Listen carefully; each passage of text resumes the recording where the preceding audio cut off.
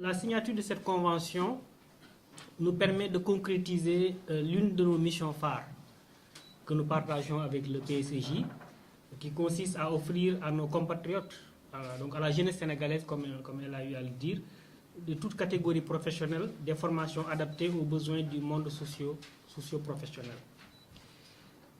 Pour l'Université virtuelle du Sénégal, au-delà de la mission de démocratiser l'accès à l'enseignement supérieur,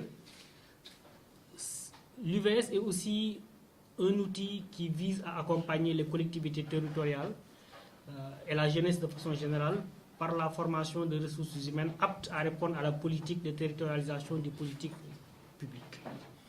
Et dans ce sens, d'ailleurs, nous organisons la semaine prochaine, Madame l'administrative générale, vous allez recevoir une invitation dans ce sens, organiser la semaine prochaine un atelier sur l'identification des besoins en formation des collectivités territoriales.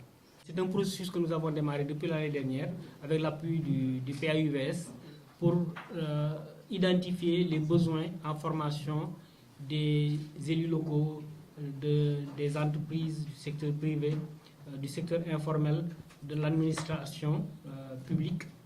Et donc, nous allons commencer d'abord par la formation des élus locaux à travers cet atelier d'identification des besoins.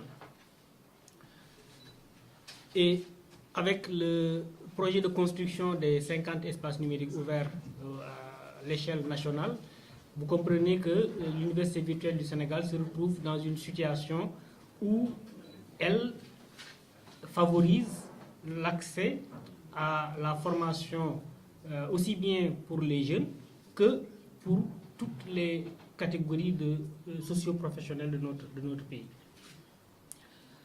Donc, Madame l'administratrice générale, vous partagez avec nous la mission d'accompagnement de ces jeunes, mais surtout la création de richesses par le biais du développement, de la promotion de l'entrepreneuriat au service des jeunes dans les secteurs porteurs de notre économie nationale. Et c'est ce qui fait pour nous que le PSEJ, nous le considérons comme l'un des programmes les plus importants du plan Sénégal émergent. Et avec la signature de cette convention de partenariat, nos jeunes compatriotes, notamment les étudiants des établissements d'enseignement supérieur, seront bénéficiaires aussi bien de formations diplômantes, comme vous l'avez dit, mais aussi de certifications dans le domaine de l'entrepreneuriat.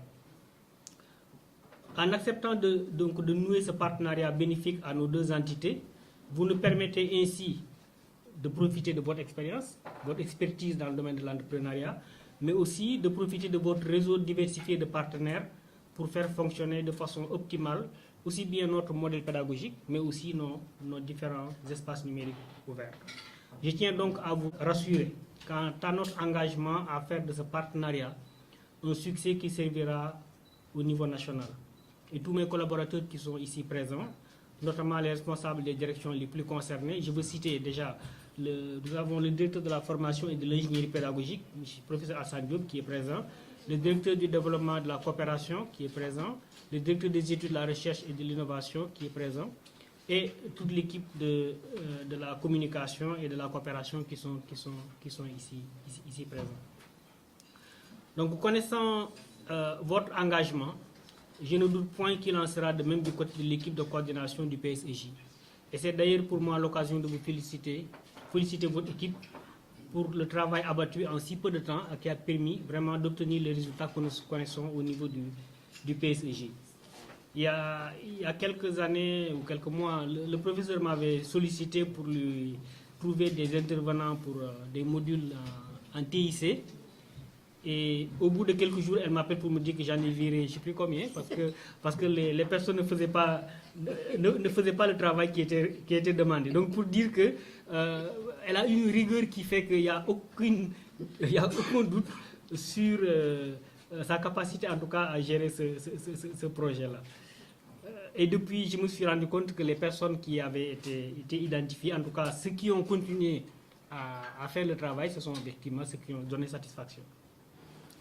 Mesdames et messieurs, distingués invités, ce partenariat bâti sur l'intérêt mutuel de nos institutions, donc PSEJ et UVS, contribuera au rayonnement de notre cher Sénégal grâce à la formation des jeunes Sénégalais aptes à faire face aux nombreux défis qui s'imposent à nous.